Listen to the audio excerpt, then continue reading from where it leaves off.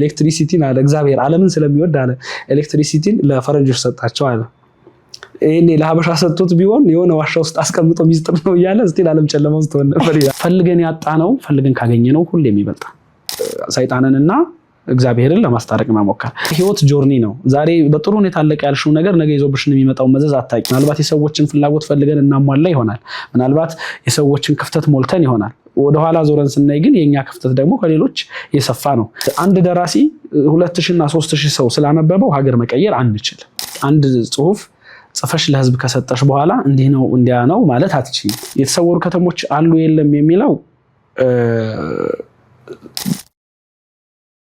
ሰላም እንደምናችሁ ይህ የገጽ 2 ፖድካስታችን ነው በዛሬ ኤፒሶድ ደግሞ እንግዲህ በቅርቡ በተለያዩ ሶሻል ሚዲያዎች በደንብ ተወዳጅ የሆነ አንድ መጽሐፍ አለ ካራሞን ይሰኛል የሱን ደራሲ እንዲሁም ደግሞ ገጣሚ የሆነውን አዛሪያስ ደሴን ነው የጋበዝንላችሁ ቆንጆ ቆይታን የምናደርግ ነው የሚሆነው እስከመጨረሻው የትም እንዳትሄዱ ላይክ ሰብስክራይብ ማድረግም እንዳትረሱ አዛሪያስ ደሴ እሺ እንግዲህ እንኳን ደህና መጣ እንኳን ደህና ቆየሽ እኔ ደሴ ሲባል ሀገሩ ነው ወደ ልብ የሚመጣው ወሎ አሁን እንደሱ ካልሽማ አንዳለ ጌታ እንደ ያለኝ ልንገርሽ እሺ ፈርስት ታይም አክቹሊ ስንተዋወቅ አዛሪያስ ደሴ ምናምን አልኩትና የወሎ ሰው ምናምን አለኝ አይ የወሎ ልጅ አይደለም ጎንደሬ ነኝ ስለ ኦኬ በቃ አያትህ ወሎ የመኖር እቅድ ነበራቸው ለዛ ነው ደሴ ተባሉት ካራሞንን ያነበብኩ የሳሊ ምዕራፍ ላይ መጀመሪያ ስለ ህልም መነጠቅና ስለ ሐሳብ በማውራት ይጀምራል እንደው የአዛሪያስ ደሴ ህልሙ ደራሲ መሆን ነበረ ገጣሚ መሆን ነበረ ምን ነበር የልጅነት ህልም ኢንተረስት አይ ቲንክ የመጀመሪያው ምዕራፍ አይደል ሶስተኛው ምዕራፍ ለሳሊ ግን የመጀመሪያው ምዕራፍ ላይ ነው እሱ ኦሪት ከጀርባ መታ ልጅነትን የተነጠቅክ ትመስላለህ ብላ ትጠይቀዋለችና እንደው ምንድነው የልጅነት ህልምሽ ምን ነበር አንቺ ብሎ ይጠይቃታልና የሷ የልጅነት ህልሟ ምንድነው የነበረው በጳጉሜ ላይ ህፃናት በዝናብ ሩፋኤል ያሉ ይጨፍራሉ እሱን እንትን ማለት ነበር ለምን ቤት እንዲወጣ ይፈቅዱላትም እና ህልሟ እሱ ነበርና የአብዛኞቻችን የልጅነት ህልም በጣም ያስቃል እና አድገን ደግሞ ህይወት እንዳሰብነው አለመሆኗ ያሳዝናል ትላለች ብዙ ጊዜ የልጅነት ህልማችንን ትተን ነው በአብዛኛው ወደ ሌላ የህይወት ምዕራፍ ሙቭ የምናደርገውና የመጀመሪያ ህልሜ አክቹአሊ ዘማሪ መሆን ነበረ የመጀመሪያ ፍላጎቴ የቤተክርስቲያን ማገልገል ነበረ አይ የመሆን እዚህ አሁን ሳስበው ያስቀኛል ማለት አንደኛ ጥሩ ድሪም ነው እኮ ማለት ጥሩ ህልም ነው ዘማሪ ለመሆን ማሰብ ያው ስቲል በቃላት እንዘምራለን እኮ ዞሮ ያው ድምጽሽ ለመዝሙር ያው ግጥምም አይደል መጀመሪያ ግጥም ጽፍ ነበር ቤተክርስቲያን ትምህርት ቤት ምናምን ስንሰራና እሱን ግጥሞቹን የመዘመር አይነት ፍላጎት ነበር አክቹአሊ ፍላጎቱ ከግጥም ሳይድ የመጣ ነው እንጂ ከመዝሙሩ ሳይድ የመጣ አይደለም ዋናው መነሻው ግጥሙ ስለነበረ ነገሮችም ደግሞ እርስ በርስ እየተጠላለፉ ወደ ካራሞንና ወደ ሀልወት አድርሰውኛል ተቶዝ ማይድሪ ሀልወት የመጀመሪያ መጽሐፍ ነው ሁለተኛ ነው እንደ መጀመሪያ ማየት እንችላለን ከዛ በፊት መጽሐፍ ነበረ ከዛ በፊት አሪማጥ የሚል የግጥም መጽሐፍ አለ አክቹአሊ ገበያ ላይ በተለይ አዲስ አበባ ላይ የሚታወቅ አይደለም I was 15 I think and 15 ዓመቴ ነው 2006 15 ዓመቴ ነበርና እዛው ጎንደር አካባቢ ነው በአብዛኛው የተሸጠው አክቹአሊ በጣም አርሊም ስለነበረ ጥሩ መጽሐፍም አይደለም for that matter ግን ፕራውድ ማድረግበት ነው ጎንደሬ መሆነ ግን ለጥበቡ ለግጥሙ ለድርሰቱ አግዞኛል ብለህ ታስባለህ በሚገባ ስፔሲፊክ ጎንደሬ መሆን አለመሆኑ አይደለም አክቹአሊ ማተር የሚያደርገው ምንድነው ተወልደሽ ያደግሽበት አካባቢ የራሱ ባህል ተረት ስነ ልቦና እና ደግሞ ነገሮችን የሚናገርበት መንገድ አለው ለምሳሌ ኮንሶ ያደገን የሆነን ሰው ብንጠይቀው ሌላ አይነት የመባያ መንገዶች ይኖሩታል ጎንደር ውስጥ ተወልዶ ማደጉ እኔ በጽሁፎች አክቹአሊ ሊታይ ይችላል ለምሳሌ የስነ ቃል ባህሪዎች በቃል የሚባሉ ግጥሞች አሉ ምን ሰማቸው ተረቶች አሉ ገድላት ኦልሞስት አብዛኛው ሰው የገድላት ማንበብ የማይችለው ሰው እንኳን ገድላት ላይ ያሉ ታሪኮችን ምናምን ይነግርሻል ያው ከቤተክርስቲያን ጋር ያላቸው ከፍተኛ ከነገስታቱም ጋር ተያይዞ የነገስታትም ኢቭን እንዴት ይሆናል የምታውቂው ሰው ጎረቤትሽ ወይ ምናምን የሆነ ንጉስ ቤተሰብ ሊሆን ይችላል እንትና ልጅ እኮ ነው ምናምን የልጅ ምናምን ተብሎ የሚወራው ፋንታሳይዝ የተደረገ ነገር ትሰሚያለሽ። የሆነ የማይመስሉ እንደ ተረት ተጨምሮበት ያው ጊዜ ሲሄድ እየተጨማመሩ ይሄዱ አይደል? እሱ ምን ያደርጋል?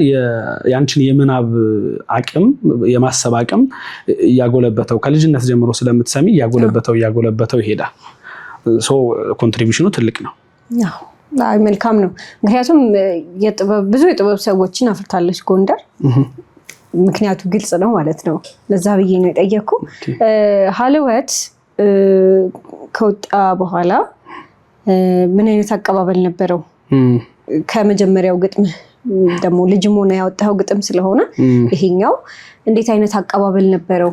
እና ደግሞ ሀልወት ምን ማለት ነው? ሀልወት ማለት ኪዳነወልድ ክፍሌ የሚተረጉሙት መሆን መኖር ብለው ነው። አንዳንድ ደግሞ ምንድነው አውዳዊ ፍቺዎች ደግሞ አሉት። ለምሳሌ መሆን ሲባል ኤግዚስተንስ አይደለም፣ መሆን ሲባል ኤግዚስተንስ ነው። ኤግዚስተንስ ለሚለው ቃል አቻ ላይሆን ይችላል፣ ህይወትንም ይጨምራል። ሀልወት የሚለው ቃል በአውዳዊ ፍቺው ህያው መሆንንም ይጨምራል። ሀልወት ማለት መሆን መኖር፣ ህያው ሆኖ መገኘት የሚል ትርጉም አለው። እንዲሁም በቤተክርስቲያን ሀልወተ እግዚአብሔር እየተባለ አንዳንድ ቦታ ላይ ግዕዝ ላይ እንሰማለን። እግዚአብሔር ነው ብለን ወይም አለ ብለን የምንልባቸው ነገሮች ለማስረዳት ሀልወተ እግዚአብሔር እንደዚህ ነው፣ እግዚአብሔር የሚገለጠው በእንዲህ ነው ይባላል። ሀልወት እሱ ነው። ሀልወት መጀመሪያ የወጣው በኤክስክሉሲቭ ፕሪንት ነው፣ ልዩ እትም ነው መጀመሪያ የወጣው 2016 ላይ እና የመጀመሪያ ዓላማዬ ምንድን ነበር? ግጥም በባህሪው የሚበተን አይነት አርት ነው ማለት ለሰብስበሽ ለማቆየት የሚያስቸግር በጣምና ኮሚትመንት የሚፈልግ ነው። ምክንያቱም በተለያየ ስሜት ውስጥ ሆነሽ ነው የምትጽፊው። ያ ስሜት ካለፈ በኋላ አታችመንትሽም እየቀነሰ ሊሄድ ይችላል። ለአዲሱ ግጥም ነው የበለጠ ኩሬስ የምትሆኝ። ስለዚህ ግጥሞች ተበትነው የመቅረት እድል ይኖራቸዋል። ወደ ገበያም ለማቅረብም አልነበረም የመጀመሪያው። ልክ ቤት ሰው ሲመጣ ከዚህ በፊት ለምሳሌ የሰርግ የልደት የተለያዩ ፎቶዎች አሉ አይደል? አልበም ላይ እንደምናሳየው ወዳጆቼ እንዲያነቡት ግጥም ይወዳሉ ይገባቸዋል የምላቸው ሰዎች ጋር እንዲደርስ ነበረ። ለሽያጭ የሚዋል አልነበረም። ከዛ ከመጣው ሪስፖንስ በኋላ ግን ኦኬ ለካ ጥሩ ነው ይሄ ነገርም ማለት ግጥሙም ጥሩ ነው የሚል ስሜት ስለፈጠረብኝ ለገበያ ድጋሚ 2018 ከካራሞን ጋር አብሮ እንዲወጣ አድርጌያለሁ። ናይስ። በግጥም ውስጥ ብዙ ነገሮችን ማስተላለፍ ይቻላል። ያው ግጥም የሚታወቀው አነስ ባሉ ቃላት ብዙ ነገሮችን ማስተላለፍ ስለምንችልበት ነው አይደለም? ግጥም ላንተ ምንድን ነው? ምን ማስተላለፍ ምን ማድረግ እንችላለን በግጥም ብለህ ታስባለህ? ግጥም ምንድን ነው የሚለው አከራካሪ ነው ለመናገር። የሚያስማማ እንትን የለም፣ ድንጋጌ የለም። በእኔ በኩል ግን እንዴት ነው ግጥም ለማለት የሚያስቸግሩ ነገሮችን በሌላው አርት ለማለት በጣም ውስብስብና ኮምፕሊኬትድ የሆኑ ነገሮችን የምንናገርበት መባያ መንገድ ነው ብዬ ነው የማስበው። ለምን መነሻው ስሜትና ሐሳብ ይሆናል። አንዳንዴ ከስሜት አንዳንዴ ከብልጭ ከሚልልሽ ሐሳብ ተነስተሽ ትጽፊያለሽ። ግን ለምሳሌ በሙዚቃ የማይመጣ በስዕል የማይመጣ በልብ ወለድ በዝርው ጽፈሽው የማይመጡ አውት ኦፍ ሎጂክ የሚመስሉ ነገሮች አሉ። ለምሳሌ አንድ ሰው ከዓለም ተለይቶ ለምሳሌ ኦኬ ሰው በመሰለችኝ የሚል አንድ ግጥም አለ ለምሳሌ እና እሱን ስነግርሽ ሰው በመሰለችኝ ሲል ይሄ ካራክተር ይታወቃል። በቃ ልጅቱን አውት ኦፍ ሪያሊቲ አድርጎ እያሰባት ያለ አይነት ካራክተር ነው በግጥሙ የመጣው። ስለዚህ የዛችን ልጅ ሰው መምሰልና አለመሆን ሰው አለመሆን ሁለቱን ነገሮች የሆነ የሚጋጩ ነገሮች አሉት አይደል? ይህንን በልጁ በኩል ያለውን ሪያሊቲ በካራክተሩ በኩል ያለውን ሪያሊቲ ከአንባቢ ጋር ደግሞ አላይን አድርገሽ እውነት እስኪመስል ድረስ ልትናገር የምትችይው በግጥም ነው። በልብ ወለድ ስታመጭ ኦፍ ኮርስ ፋንታሲ አለ፣ ሪያሊዝም ሱሪያሊዝም አለ፣ ሌሎች አጣጣፍ መንገዶች አሉ። በእነዛ መንገድ ታያቸዋለሽ። ግን ልብ ወለድ ደግሞ ከስሜት እና ከሐሳብ ቅጥበራ የበለጠ ለሎጂክ ይገዛል የበለጠ። ስለዚህ እነዛን በሐሳብ በሎጂክና በአመክንዮ የማይደረሱትን ነገሮች በግጥም በቀላሉ ማለት እንችላለን። ከዛ ደግሞ ምን ይከፍትልሻል? ግጥም ከሁሉም የበለጠ ነፃነት ይሰጥሻል። አንደኛ በቋንቋ ላይ የመራቀቅ ስልጣን ይሰጥሻል። ሁለተኛ ሐሳብንም እንደፈለግሽ አዙረሽ ፈትለሽ የማምጣት ስልጣን ይሰጥሻል። ለምሳሌ ሀልወት ላይ የኮከብ አሟሟት የሚል አንድ ግጥም አለና ካራክተሩ መጀመሪያ ተጎድቷል፣ እኔን ካጣው ወዲህ ከራሱ ተጣልቷል፣ ሁሉን ነገር ትቷል ማለትሽን ሰማው ደግ ወዳጅ ነገረኝ፣ ስትመጭ ከፋ ስቴጅ ከፋ ዘንድ ካንቺ ምን ነበረኝ ብዬ እንዳልገረም ለመጣም ለሄደም ሁሉ አንድ ነው ዓለም የሚሄድም የለም የሚመጣም የለም ይላል። ስለዚህ የእሷን መሄድና መምጣት እንደገና ከዓለም ስሪት ህግ ጋር አድርጎ አብሮ ያመጣል። ከዛ የኮከብ አሟሟት ከህዋስ መፈጠር ምን ልዩነት አለው? መነሳት ወይ መድረስ ሁሉም እኩል ጫፍ ነው። የተፈጥሮ ምንውዘት ያው አልተፈጥሮ ነው ይላል እና ይህንን ነፃነት የሚሰጥሽ ለምሳሌ ለአንዲት ሴት ወይም ለአንድ ወንድ ወይም ለእናትሽ ወይም ለአባትሽ ያለሽን የሆነ ስሜት ከፍጥረተ ዓለሙ ጋር አሰባጥረሽ በላቀ መንገድ ለማለት እድል የሚሰጥሽ ግጥም እና አጻጻፎቹ እንደነገርኩ ሪል አኗኗራችን ላይ ተነስተው ወይ መነሻ ተደርገው ከዛ የራሳቸውን ሀሳብ የፍልስፍና ሀሳብ የሃይማኖት ሀሳቦች የማህበረሰብ ብዙ አይነት ያሉ እምነቶችን በመጨማመር በእነሱ መንገድ ነው የሚጻፉት አብዛኛዎቹ። ወይ ስለ ሰው ታሪክ ምንም ከሆነ ስለ ፍቅርም ከሆነ መጎዳት፣ መሄድ፣ መምጣት፣ ማፍቀር፣ ልብ መሰበር ብዙ ነገሮችን ይገልጻሉ። which is good ጥሩ ነገር ነው። ከዛ ደግሞ ፋንታሲ የሚባል ወይ ደግሞ ሰስፔንስ የሚያደርግ አይነት ፋንታሳይዝድ የሆነ ፊክሽን ብዙ አልተለመደም። የሆነ ጊዜ ላይ በደንብ ገበያውን ተቆጣጥሮት የነበረው እኛም ብዙ ሰው ማንበብ የጀመረበት ዴርቶጋዳ ከዛ መጓ ምናምን አሉ which is በጣም ጥሩ። በሰዓቱ ብዙ ሰውን ማንበብ እንዲወድ አድርገዋል። አዳዲስ አንባቢዎችን አምጥቷል ወደ መድረኩ ወደ ንባቡ ዓለም እና ግን እነዛ እንትኖች ወይ ይጣጣላሉ ወይ አልተለመዱም። ሳምቲንግ እንደዚህ አይነት ነገሮች አሉና ከዛ ግን አንተ መጣህና አሁን በቅርብ ጊዜም ሌሎች የሆኑ መጽሐፍት እያየው ነበረ በእንደዛ መልኩ እየተጻፉ ያሉ ግን ስቲል ገበያውን ብሬክ አድርገው መውጣት አልቻሉም። ሶ በነሻ ሀሳብህን ስለዚህ ነገር ያለህን ሀሳብ ኢንስፓየር ያደረገህን መጽሐፉን ለመጻፍ ሀሳብህን ንገረኝ እስኪ። እኔ የማስበው በውስጤ ሁለት አይነት ሰዎች አሉ ከስነ ጽሁፍ ፐርስፔክቲቭ። አንደኛ ለሊትራሪ ፊክሽን የሚወዱ ጽሁፍን ለስነ ጽሁፋዊ ፋይዳ መጽሐፍ የሚፈልግ የሆነ አዛሪያስ አለ። ከዛ ደግሞ በዛ ፓራራል ደግሞ ስነ ጽሁፍ ኢንተርቴይንመንት መሆን አለበት። ኢትስ አርት አንደኛው ክንፉ ካሉት ክንፎች መሃል አንደኛው ኢንተርቴይንመንት ሰዎችን ማዝናናት ነው። ሶ አርት መዝናኛ መሆን አለበት የሚል ደግሞ ሌላ ሰው አለ። ሶ ስኖርም እንደ ሁለቱ ነው የማነበው የምጽፈው። የማደንቃቸው ሰዎችም ደግሞ በሁለቱም ሳይድ ናቸው። ለምሳሌ ሄሚንግዌይን እና ጆርጅ አር ማርቲንን እኩል ነው የምወዳቸው። ዳን ብራውንን እና ዶስቶቭስኪን እኩል ነው የምወዳቸው። ስለዚህ የምጽፋቸውም ኖቭሎች እንደዛ ናቸው። በሁለቱም ክንፍ በኩል ያሉ ኖቭሎች አሉ። ሶ አዛሪያስ ለምን ካራሞንን መረጠ የሚል ጥያቄ ደግሞ በጣም ፋይት ያደረኩበት ነው። እኔም ፐርሰናሊ አይተሽ ከሆነ በጣም ብዙ ጊዜ በስነ ጽሁፋችን አንደኛ ሳድነስ ይበዛል፣ አብዘርድ ይበዛል አይደል? እንደዚህ አይነት ነገሮች ይበዛሉ። ሶ እነዚህ ነገሮች በራሳቸው ጥሩ ናቸው። በራሳቸው እኛ የምናደንቃቸው ደራሲዎችም እንደዛ ነው የጻፉት። አልበርት ካሙስንም ስናይ ሌሎችንም ስናይ ለስነ ጽሁፉ ግን ለኢትዮጵያ ስነ ጽሁፍ ግን ከረንትሊ የበለጠ ያስፈልጋል ብዬ የማስበው ኢንተርቴይንመንት ነው። ለምን? አንደኛ ብዙ አንባቢ የለንም። ሶ አንባቢን የሚጠራ ወደ ስነ ጽሁፉ የሚጠራ አይነት ጽሁፍ ያስፈልገናል። አንድ ሁለተኛ እኔ ደግሞ በደንብ ኢንጆይ የማደርገው ነው ስቲል ሰስፔንስ እና ፋንታሲ ኢንጆይ አደርገዋለሁ።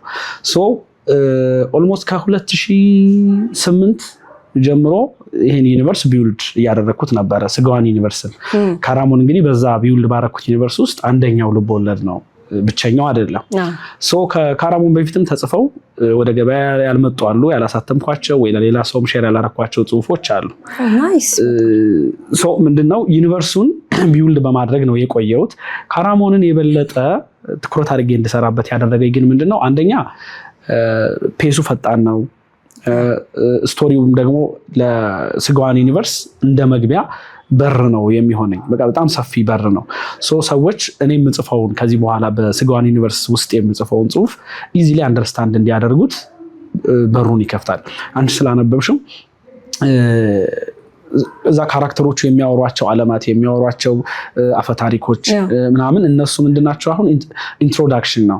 ኔክስት የምጽፈው እንግዲህ በደንብ እንዲገባን ማለት ነው እንደማስተዋወቅ። ለምን ብትይ አሁን እንደ ኢትዮጵያ እንዲያውም ካነሳሽው አይቀር በደንብ ልንወያይበት የሚገባ ነገር ሀገራችን ስናድግ ብዙ ተረቶች እየሰማን ብዙ ገድላት ቤተክርስቲያንም እየተነበበልን ነው ያደግነው። እኔ ለምሳሌ አዛሪያስ ቤተክርስቲያን ውስጥም የምሰማቸው የነበሩ ታሪኮች ሪያሊዝም አይደሉም። ይሄ ማለት መደበኛው ህይወት ላይ ፈልገሽ በእኛ መካከል የምታገኘው አይነት አይደለም። የመላእክት ታሪኮች ናቸው። የሆነ ቅዱስ አባት የተለየ ነገር ሲያደርግ ጸጋ ሲሰጠው ተአምራት ሲገለጡ ነው ያየነው። ተረቶቻችንን ስታይ በጣም የተለዩ ናቸው። አይደል? ስለዚህ ፋንታሳይዝ የሆኑ ናቸው። ስለዚህ እንደዛ ያደገ ማህበረሰብ ወደ መጨረሻ ለምንድን ነው ፋንታሲን መግፋት የጀመረው የሚለው የኔ የመጀመሪያ ጥያቄ ነው። ሪያሊቲ ሂትስ ሃርድ yes actually ግን ምንድነው ያም ደግሞ አናዘር ሪያሊቲ ነው። አሁን የምናነብበት መንገድ ይለያያል። ነገሩን ኢንተርፕሬት የምናደርግበት ለምሳሌ እያነሳ ነው ስለሆነ ክርስቶስ ሰምራን ገድል ላይ ሰይጣንን ከእግዚአብሔር ጋር ላስታርቅ ብላ የምትገባበት አለ። ወደ ሲኦል ሄዳ ምናምን ሐሳቡ እኮ ምንድነው አለውት ላይም አንድ ግጥም አለ ከዚህ ጋር የተያያዘ ሐሳቡ ምንድነው የዚህ እንተውና ለምሳሌ አንድ ክርስቲያን ያልሆነ ሰው ይህንን መጽሐፍ ቢያነበው ወይ ኤቲስት ወይ ደግሞ ሌላ ሃይማኖት ውስጥ ያለ ሰው ቢያነበው በሁለት አጽናፋት በኩል ያሉ ሐሳቦችን ማገናኘት ነው። ለምሳሌ መልካምነትንና ክፋትን፣ ብርሃንና ጨለማን፣ ህይወትና ሞትን ለማስታረቅ መሞከር ነው ኢንተርፕሬት ስታረጊው። እዛኝ ግን የሃይማኖት መጽሐፍ ስለሆነ እንዴት ነው የተጻፈው? ሰይጣንንና እግዚአብሔርን ለማስታረቅ መሞከር። ያው አክቹአሊ አልተሳካም ነገርየው። ግን በእንደዚህ አይነት መልኩ ደግሞ ፊሎሶፋይዝ ተደርገው ኢንተርፕሬት መደረግ ይችላሉ። እንደ ስቶሪ ግን የተነገረበት መንገድ ምናባቸው በጣም የራቀ ነው። እንደ ስቶሪ ነው ካልን በጣም በራቀ ምናብ ነው የተጻፈው። ስለዚህ እነዚህንን እያነበብን አድርገን ለምንድነው በጣም ይሄ ዌል ዴቨሎፕድ የሆነ ምናብ ማምጣት ያልቻልነው ወደ ስነ ጽሁፉ? ለምን አንዳንዴ ኤክሴፕሽናል ስቶሪዎች አሉ እውነት ለመናገር ግን ይሄን በየለቱ የምንኖረው ኑሮ አንድ ሰፈር ውስጥ የሚኖሩ የሚመስሉ ካራክተሮች 7 8 9 መጽሐፍ ላይ ካገኘው አንዱን አንብቤ ሌላውን ብተወውም በኔ እንዳንባቢ ሊፈረድብኝ አይችልም። የሚመሳሰል ከሆነ አንዱን መጽሐፍ አንብበሽ መተው በቂ ነው። ለምን በጣም ብዙ መጽሐፍ አለ ዓለም ላይ እነሱን ወደ ማንበብ እንሄዳለን። የተለየ ስቶሪ አንድ ደራሲ ስቶሪ ቴለር ነው። አት ዘ ኤንድ ኦፍ ዘ ዴይ ፈላስፋ አይደለም። ፈላስፋ ነኝ ካለ ፍልስፍና መጻፍ ይችላል። ገጣሚ ነኝ ካለ ግጥም መጻፍ ይችላል። የደራሲ ትልቁ ስራ ስቶሪ መንገር ነው። ያን ስቶሪ በምን መንገድ ልናገር ነው ለየት የሚያደርግሽ እሱ ነው። እኔም ካራሞን ላይ ሲጽፍ የፈለኩት ምንድነው ኦኬ ኦዲየንስ የነማን ነው እንዲሆኑ የምፈልገው መጽሐፍ ማንበብ የጀመሩ ወይም ከዚህ በፊት አንብበው የማያውቁ ወይም አንብበው ያቆሙ ሰዎችን ኢንተርቴን ማድረግ መቻል አለበት። ሲያነቡ የኖሩ ሰዎች ደግሞ ውስጥ ላይ ገብተው ሊያገኙቸው የሚገቡ ነገሮች አሉ። እነሱንም ደግሞ መግፋት የለበትም። ለምን ለምሳሌ ሂስቶሪካል ፋክቶች አሉት፣ የተለያዩ ፐርስፔክቲቮች አሉት፣ ከፍልስፍና ሳይድም ከሳይንስም። እነሱ በሁለቱም ሳይድ ኢንጌጅመንት መፍጠር እንዲችሉ አድርገን ሰፊ ኦዲየንስ ላይ መድረስ ይቻላል እንጂ አንድ ደራሲ 2000 እና 3000 ሰው ስላነበበው ሀገር መቀየር አንችልም። ማሲቡን መጥራት አለብን። ዴርቶጋዳም አንድ ያደረገው ነገር እሱን ማሲቡን ወደ ንባብ ማምጣት ነው። ነገር ግን ያ ደግሞ የፋንታሲና የሰስፔንስ ንባብ ወይም መጽሐፍት ደግሞ በዴርቶጋዳ ሌቭል ስላልቀጠሉ ከይስማከ በኋላ የመጡ ሰዎችም ሆኑ ራሱ ይስማከ በዛው ሌቭል ማስቀጠል ስላልተቻለ ያን ያነበቡ ሰዎች እንደገና አንድ እያሉ ደግሞ ከንባብ ወጥተዋል ወይ ደግሞ ወደ ሌላ ያደጓሉ። ግን ያደገው ደግሞ በጣም ትንሽ ነው። ፎር ዛት ማተር እኔም አክቹአሊ ዴርቶጋዳ የመጀመሪያ እንኳን ባይሆን በጣም የንባብ ኢንስፓይሬሽን ከሚጭሩብኝ ስቲል አክቹአሊ እንደዛ ነኝ። እኔ ዴርቶጋዳ የተለየ ስሜት ነው ያለኝ። ኢቭን አንዳንዴ ምንድነው መጽሐፍ ማንበብ የሆነ ድክም የሚልሽ ሰዓት አለ አይደል? እንደዛ አይነት ሁኔታ ላይ ዴርቶጋዳን አንስቼ ባነብ ኢንስፓየር አድርገኛል ስቲል። ስለዚህ የዚህ አይነት መጽሐፍ ያስፈልጋሉ የሚል ሐሳብ ነበር። ተሳክቷል ብዬ አስባለሁ። ያው አክቹአሊ እኔም ከተረት እንደዚህ ካልከው ነገር ወጥቼ ከእንግሊዘኛው ምናምን ውጪ መጀመሪያ ያነበብኩት መጽሐፍ ዴርቶጋዳ እና በጣም ኢንስፓየር አድርጎኝ ይሄው አሁን እስካሁን የማንበብ ፍቅር እንዲኖረኝ አድርጓል። ያ ማለት ያው ብዙ አንብቤ ያለው ምናምን ማለት ባይሆንም ግን አትሊስት የማንበብ ፍቅሩ ውስጤ ላይ ያቀጣጠለው መጽሐፍ እሱ ነው። ከዛ ግን እነዚህን ዴርቶጋዳ መጓን አይነት መጽሐፍት ስናነሳ በጣም ቆንጆ ናቸው፣ አሪፍ ናቸው። አንባቢያንም እንዳልኩ አሁን እንደገለጽ ነው ኢንስፓየር የሚያደርጉ እንዲያነቡ የሚያደርጉ መጽሐፍት ናቸው። ከዛ እነሱ ጋር የሌለ ካራሞን ጋር ያለ ተብሎ የሚጠቀስ አንድ ነገር አለ። ያ ምንድነው? ኢንክሉሲቭ መሆን። ብዙ ጊዜ ገዳማት ላይ ነው ታሪኮችም ያው መነሻችንም ገዳማት ምናምን ስለሆኑ ታሪኮቻችን ብዙ ጊዜ በገዳማት እና በኢትዮጵያ ኦርቶዶክስ ተዋሕዶ ቤተክርስቲያን ስር ይጠቃለላሉ ይባላል። እና ብዙ ሙስሊም ወይ ኤቲስት አንባቢዎችም ይኖራሉ አይደለም። እነሱን ኢንክሉድ ለማድረግ ተሞክሯል ካራሞን ላይ። በተለይ አሁን የነብዩ መሐመድን የዘር ግንድ በመጥቀስ ከሰለሞናውያን ጋር በማዋሃድ የተፈጠረ ወይ የተሰራ ነገር አለ እዛ መጽሐፍ ውስጥና ያ ሀሳብ እንዴት ታየዋለህ? ከዛ በፊት እነዛ መጽሐፍቶች ስታነብ ይሄ ቅሪት ነበረ ውስጥ ላይ? በአንድም በሌላም መንገድ ያው የምታስቢያቸው ነገሮች ይኖራሉ። የቱንም ያህል እንኳን ጥሩ ብለን ብናስብ የትኛውም ስነ ጽሁፍ ላይ ይሄ ነገር እኮ የምንለው ነገር ይኖራል። የቱንም ያህል የምናደንቀውን 100% ፐርፌክት ሆኖ የሚሰራ የስነ ጽሁፍ ስራ የለም። ነገር ግን እነዚህን ስራዎች ለምሳሌ ያነሳናቸው ውስጥ እመጓና ዴርቶጋዳን ስናይ እመጓ ኢዚ ሪድ ነው። ጥሩ ነገሩ ኢዚ ሪድ ነው። ሰዎች በቀላሉ አንብበው ሊወዱት የሚችሉ አይነት ጽሁፍ ነው። እንደ ስነ ጽሁፍ አንድ ደራሲ ግን አላማው የቱንም አይነት እንትን ማስተዋወቅ አይደለም። የቱንም ብሔር፣ የትኛውንም ሃይማኖት፣ የትኛውንም ሀሳብ ማስተዋወቅ አይደለም። we are just story tellers። የሆነ ስቶሪ ነው የምንናገረው። ያን ስቶሪ ግን ልናስገድደው አንችልም። ለምሳሌ አስገድጄ አሁን ካራሞንን አስገድደን ወደ ቤተክርስቲያኗ ወይም ደግሞ ወደ እስልምናው እናስጠጋው ብንል የራሱ መንገድ ይኖረዋል። ነገር ግን ምንድነው ለምሳሌ እመጓ ላይ አንድ ከኦርቶዶክስ ቤተክርስቲያን እምነት ውጭ የሆነ ሰው ቢያነበው ኦርቶዶክስ ውስጥ እንዳለው ሰው ኢንጌጅ ሊያደርግ አይችልም። እኩል ኦፍ ኮርስ ሊወደው ይችላል፣ ግን እኩል ኢንጌጅ አድርጎ ቢሎንጊንግነስ ተሰምቶት አያነበውም። ቫልዩ ያን ያህልም እኩል ላይሆን ይችላል። አንድ ኦርቶዶክስ እና አንድ ሌላ እምነት ያለው ሰው የሚያይበት ያን ነገር ሞር ለገድላት የቀረበ ነው። አሁን የመጓንትን ሞር ለገድላት የሚፈጠሩት ተአምራትም ሳይንቲፊካል ወይ እንትን የምትሰጫቸው ትንታኔዎች የምትሰጫቸው አይደሉም። ሞር ወደ ተአምራት የቀረበ ነገር አለው። ይሄ መጥፎ ነው ማለት አይደለም። ኢትስ ጉድ ብዙ አንባቢዎችን ይዟል።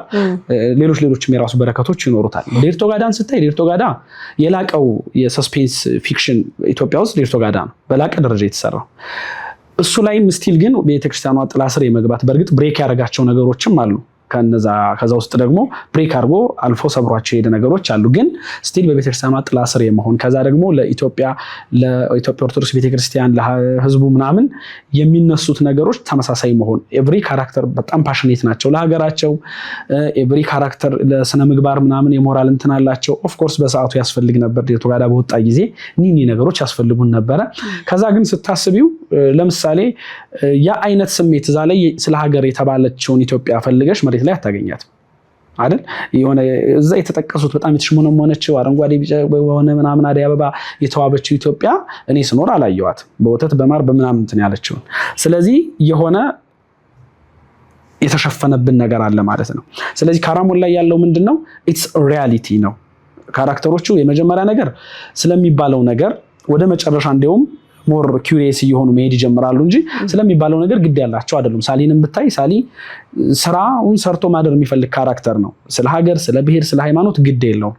እነ በርናባስንም ስታይ በቃ በህይወታቸው ላሉ ጥቂት ነገሮች ለቤተሰባቸው፣ ለስራቸው ላሉ ነገሮች ነው ቢሎንጊንግነስ የሚሰማቸው። የክፋት ነገር ሲያደርጉ አታይም። ግን ይሄ የተቀጣጠለ የሀገር ፍቅር የላቸውም።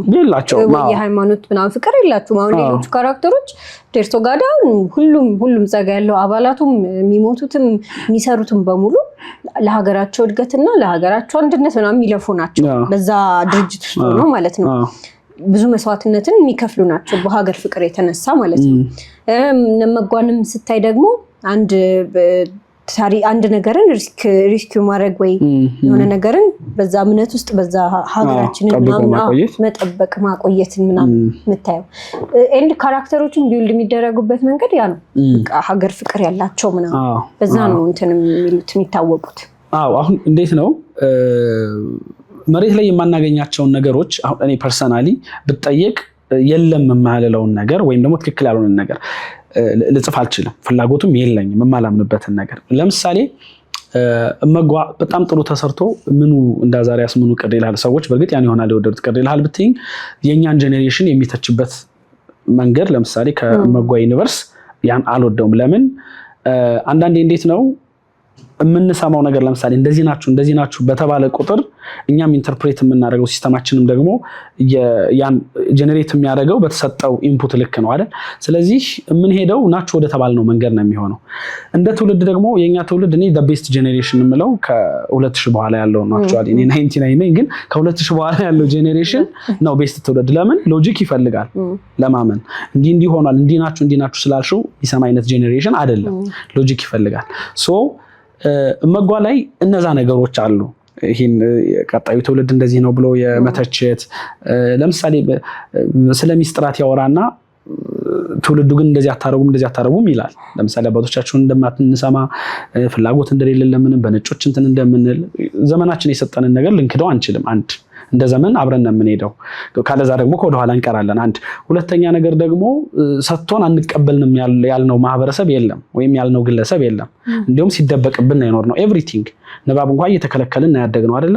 መጽሐፍ ለማንበብ እንኳን እኮ እየተከለከልን ምናምን ፍልስፍና እየተባልን ነው ያደግነው። ስለዚህ በዚህ መሰረት ያደገውን ትውልድ ሲተች እኔ ደስተኛ አይደለሁም። አንድ ሁለተኛ ነገር የሆነን ለምሳሌ የኦርቶዶክስ ቤተክርስቲያን ብዙ ጥሩ ነገሮች አሏት።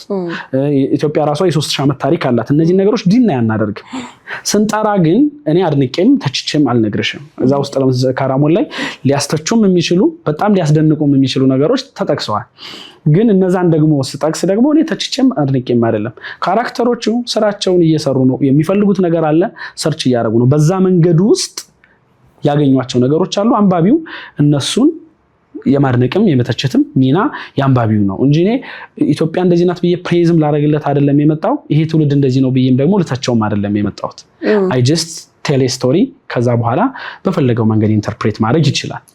የጠቢቡ ሰለሞንና የነብዩ መሐመድ የዘር ሐረግ ደግሞ ኢን ሂስትሪ ያለ ነው፣ የተጻፈ ነው። ምንድነው ዶቶችን የማገናኘት ለምሳሌ ኢያሱ በአባቱ በኩል የራስ አሊ ልጅ ነው ንጉስ ሚካኤል የሆነው። በኋላ ንጉስ ሚካኤል ደግሞ የነብዩ መሐመድ የዘር ሐረግ አለው። በዚህኛው በኩል ደግሞ ስቴጅ በእናቱ በሸዋረጋ ሚኒሊክ ሳለስላሴ አድርጎ ወደ ጠቢቡ ሰለሞን የሚሄድ የዘር ሐረግ አለው። ስለዚህ እነዚህ ሁለት ብለድ ላይኖች የሚገናኙት ኢያሱ ላይ ነው። ኢያሱ ግን ለዛ ብለድ ላይን 38ኛ ልጅ ይወጣሻል። ስለዚህ የኔ ስቶሪ ከየት ነው የሚጀምረው? 40ኛ የዘር ሐረግ ላይ ነው። የካቤቶ ኢያሱ የልጅ ልጆች ላይ ነው። ሶ ይሄ እንደ ሴክሬት ስቶሪ ቴሊንግ ኤንድ እንደ ፋንታሲ የራሱ የሆነ የሚሰጠው ትልቅ ጉልበት አለ። ይሄን ስቶሪ የተጠቀምኩት ለዛ ነው። ሲመጣ ግን እኔ ስለነዚህ የደም እንትኖች ፋክቱን ነው የጻፍኩት። አይ ፋክት አይደለም ወይም ደግሞ ምን መረጃ አለ ለሚል ሰው ደግሞ ሂስትሪ ቡኮች እዛው ላይ የሚጠቀሱ አሉ። እንትና እንደዚህ ጻፈ እንትና እንደዚህ ጻፈ የሚሉ እነዛን ደግሞ ለተጨማሪ ንባብ ሰዎችን እንዲጋብዙ ጀስት ካራሞንን አንብበው እንዲቀመጡም ሳይሆን ታው እንደዛ ነው ብሎ ሰው ደግሞ ታሪክ ጋር ክሮስ ቼክም ደግሞ ማድረግ እንዲችሉ እንደዛ አይነት ሐሳብ። ምክንያቱም አላማው ማዘይ እንደው ዘደይ በሰዎች ልብ ውስጥ የማንበብ ፍላጎትን መፍጠር ነው። ሶ ወደ ሌሎች ንባብም እንዲሄዱ ለማድረግ የዛ አይነት ነው ኢንክሉሲቭነቱ። ከዛ አንፃር ደው ይሄ ትውልዱን መተቸት የሚባለው ፓርት ላይ ግን ምን መሰለ አንዳንዴ ዝግጁ አለመሆን ወይ ኢንትረስትድ ያለመሆን ነገር አለ። እሱ ይመስለኛል ብዙ ነገርም እንዲከለክሉም ተስፋም እንዲቆርጡ እንዲተቹም የሚያደርጋቸው። ይሄ ሙሉ ለሙሉ የኛ እንትን ነው ባለለም፣ ግን ደግሞ የኛ ተነሳሽነትም እንደ ድሮ አለ ወይ ብለን ስንመለከት ያለ ይመስልሃል? አለንኛ። አዎ፣ ግን እንዴት መሰለሽ አሁን መሬት የሚያበቅለው የዘራሽበትን ነው። አዘኝ እንደው ዘደይ ይሄ ትውልድ ኢቭን መጥፎ ነው ከተባለ እናትና አባቶቻችን ጥሩ አልነበሩም ማለት ነው። የሚያሳየው እሱ ነው። ስንዴ ዘርተሽ ጤፍ አታበቂ። እንክርዳድም እኮ የሚበቅለው አብሮ ስለተዘራ ነው። ሌላ ኮንሴፕት የለው። ከዛ ውጭ ግን እኔ እንደውም ምንድነው መሰለሽ ስፔሻሊ እንደውም ይሄ ከደርግ መውደቅ በኋላ እስከ ሆነ ብቻ የሆነ ፓርት አለ እስከ 96 97 ምናምን ድረስ የተወለድን ሰዎች ትንሽ ስሜታዊ የመሆን ምናምን ዝንባሌ አለ። ሞር ይሄ አግሬሲቭ የመሆን ከዛ በኋላ ሚሊኒያልስ የምንላቸው ዘ ላስት ጂንዚ እና አልፋ ብለዶች ግን የመጨረሻዎቹ ግን እኔ ደስ ይሉኛል። ለምን መሰለሽ ቴክኖሎጂውም የፈጠረባቸው ተጽዕኖ አለ በሌላ ሳይድ። ከዛ ውጭ ግን ጠያቂ ናቸው። ኢንተረስትድ ካደረግሻቸው ለመቀበልም ለማወቅም ዝግጁ ናቸው። ነገር ግን አንዳንዴ ምንድነው በተዘጋ በር ውስጥ ያለውን እንድታቂ የሚያስገድድ አይነት ስርዓት ወይም የሚያስገድድ አይነት ሐሳብ መኖር የለበትም። ተከፍቶ እንድንገባ የተፈቀደልን በር የለም። ገብቶሻል? ኦኬ ለምሳሌ ሊቁ ተዋናይ 20 ዓመት ጣና ገዳም ተቀመጠ፣ ስቶሪው ላይ ያለ እኔ ጋር ተቀመጠ፣ የሆኑ ነገሮችን ሰራ፣ በጣም አድማይር ማድረገው ሰው ነው እንደ ግለሰብ ሊቁ ተዋናይ። ከዛ ምን አደረገ? እሺ ትምህርት ቤት ከፍቶ አስተማረ ወይ ምን አደረገ? ገብቶሻል? ሌላ ዓለም ላይ ያለውን የአውሮፓን ታሪክ ስታይ እኛን በልጠውን የሄዱት የደረሱበትን ጥበብ ወደ ትምህርት ቤት በማምጣትና እንትኑን ሳይንሱን ለማህዘብ ህዝባዊ ለማድረግ የጣሩበት መንገድ ነው ከኛ ሊቀው እንዲሄዱ ያደረጋቸው። እንደውም አንድ ጓደኛዬ በጣም የሚያስቅ ነገር በዚሁ ላራሽን ይላል መሰለሽ፣ ኤሌክትሪሲቲን አለ እግዚአብሔር ዓለምን ስለሚወድ አለ ኤሌክትሪሲቲን ለፈረንጆች ሰጣቸው አለ። ይሄኔ ለሀበሻ ሰጥቶት ቢሆን የሆነ ዋሻ ውስጥ አስቀምጦ ሚስጥር ነው እያለ እስቲ ዓለም ጨለማ ውስጥ ሆነ ነበር ይላል። እና እንደዛ አያስኬድም። የሆነ ነገር ለምሳሌ አንቺ 20 ዓመት ከፈጀብሽ ልጅሽ ያን በ10 ዓመት ተምሮ የሚጨርስበትን መንገድ መፈለግ ይኖርብሻል። ግን በእኛ ደግሞ የሚደረገው ምንድነው? ልክ አዛሪያስ የሆነ የእውቀት ደረጃ ላይ ሲደርስ አንቺም አዛሪያስ ባለፈበት መንገድ ሄደሽ 20 ዓመት ፈጅቶብሽ እንድደርሽበት ነው የሚፈለገው። ዛት ስናት ዘራይት ወይ ከዛ ደግሞ ግልጽ አድርጎም ደግሞ ይሰጠን የለም። አልተቀበላችሁም እንዳንባል ማን ሰጥቶን ነው የምንቀበለው? ወደ ካራሞን ካራክተር አወቃቀር እንምጣና ቅድም ስናነሳ ነበረ ስለ ሀገር ፍቅር፣ ስለ ግለሰባዊነት፣ የራስን ቢዝነስ ማይንድ ስለማድረግ እና ካራክተሮቹ ያው በሀገር ፍቅር አይደለም የተመረጡት እንደተለመደ ሆኖ ስታወቃቀራቸው ደግሞ የተለያየ ስነ ልቦና ነው ያላቸው። የሚገርም አይነት አለ አይደለ ሀሳብ ያላቸው ናቸው እና እኩይና ጥሩ ገጸ ባህሪያትም አሉ። ከዛ መጥፎ እኩይ የሚባሉት ገጸ ባህሪያት ደግሞ አክተርና ማስተሮች ማለት ነው። ብዙ ጊዜ ማስተር እንትና ነላ አይደል? ይሄ እኩይ ገጸ ባህሪው ያው እኩይ ነው፣ ዞሮ ዞሮ ሊወደድ አይደለም። አሁን እንደውም እኛ ሀገር ላይ ፊልሞች ላይ ምናምን አይተህ ከሆነ እኩይ ሆነው የሚሰሩ ሰዎች በእውን ዓለምም ሲያገኟቸው ሰዎች በእኩይነታቸው አንቺ ክፉ እንዴት እንደዚህ ታደርጊያለሽ ምናምን ነው የሚሉት። እና ኢቭን ሰው ለሰው ላይ የሚሰራውን አስናቀ ካራክተር ኦ ማይ ጋድ ማለት ሂስ ሶ ሃምብል በጣም ደስ የሚል ሰው ምናምን በራሱ ሪል ላይፍ በሪል ላይፍ። ከዛ ግን ሰዎች በፊት ሲያገኙት እንደ ክፉ ሰው በቃ ይፈሩታል ምናምን አለ አይደል? እና እኩይ ገጸ ባህሪያት በቃ ያን ያህል እንዲጠሉ ተደርገው ነው የሚሳሉት። እዚህ ጋር ደግሞ አንተ ካራሞን ላይ የሳልከው እኩይ ገጸ ባህሪ የብዙ ሰዎች ክራሽ ሆኗል ጭራሽ ማለት ለእኔ አልሆነም እንጂ ሆኗል። ብዙ ሰው በቃ ያን እኩይ እንትኑን ወዶታል። ያን ገጸ ባህሪ ያዋቀርክበት የስነ ልቦና ሂደትም አለ ምናምንና እስቲ ስለዛ ንገረኝ።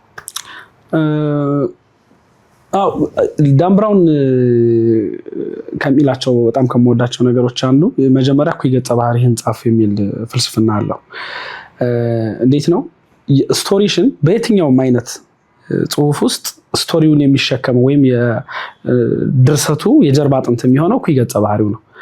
ትልቅ አቅምም ኃይልን መስጠት ያለብሽ ለዛ ነው። ለምሳሌ ኢቭን እኮ በህይወትም ሰዎች ከባዱን ፈተና ሲያልፉ ነው አይደል የሆነ አድማየር የምናረጋቸው የሆነ የታገሉት የገጠማቸው ቻሌንጅ ጠንካራ በሆነ ቁጥር የነሱን ጥንካሬ እናያለን። ሶ የመልካም የሰናይ ገጸ ባህሪሽ ጥንካሬ የሚለካው በእኩይ ገጸ ባህሪሽ ነው። አንድ ሁለተኛ ደግሞ ምንድነው በአብዛኛው ጽሁፍ በተለይ ደግሞ ኢትዮጵያ ውስጥ ከሰርቅ ዳንኤል ውጪ የቀይን መስዋዕት ውጪ ብለን መናገር በምንችልበት ደረጃ ሁሌም እኩይ ገጸ ባህሪያት ነው የሚያሸንፉት አይደል? እና ኢን ሪል ላይፍ ደግሞ እንደዛ አይደለም። የሆነ እኩይ እንትን ሰናይ ገጸ ባህሪያት ነው የሚያሸንፉት። ያ ሶ እንትን ላይ የቀይን መስዋዕት ላይ ግን እኩይ ገጸ ባህሪያቱ አሸንፈው ነው የሚያልቀው። ስለዚህ አሁን ይሄኛው ብዙ የተለመደ አይደለም። ብዙ ጽሁፎች ላይ አናየው። ሪል ላይፍ ላይ ግን ስታዩ በአብዛኛው የሚሳካላቸው ሰዎች ደግሞ ያን አይነት ካራክተር የተላበሱ ሰዎች ናቸው። ዋቴቨር ይሄ ኢንተርምስ ኦፍ ሞራል ፐርስፔክቲቭ እንየው ብንል የራሱ ጥያቄዎች የሚያስነሳ ቢሆንም ሪል ላይፍ ላይ ግን ስናይ ደግሞ በአብዛኛው ዋኖሶች ሲጎዱ ነው የምናየው ከጭልፊቶች የበለጠ አይደል? ስለዚህ አሁን በካራሞንም ደግሞ አንድ ያነሳነው ነገር ዋኖስና ጭልፊት ነው። ሶ ካራክተሮች መጽሐፉ ላይ የምናገኛቸው ወይ ዋኖስ ናቸው ወይ ጭልፊት ናቸው። መሀል ላይ ደግሞ የምናገኛቸው ደግሞ አሉ ጭልፊትም ዋኖስም ሆኖ ደግሞ የሚመጡ እናም ኢቭን ዋኖስም ጭልፊትም መሆናቸውን የማያውቁ ደግሞ አሉ። ለምሳሌ ራሄል የምትባለው ካራክተር ዋኖስ ናት፣ ጭልፊት ናት። እኛም አናውቅም፣ እሷም አታውቅም።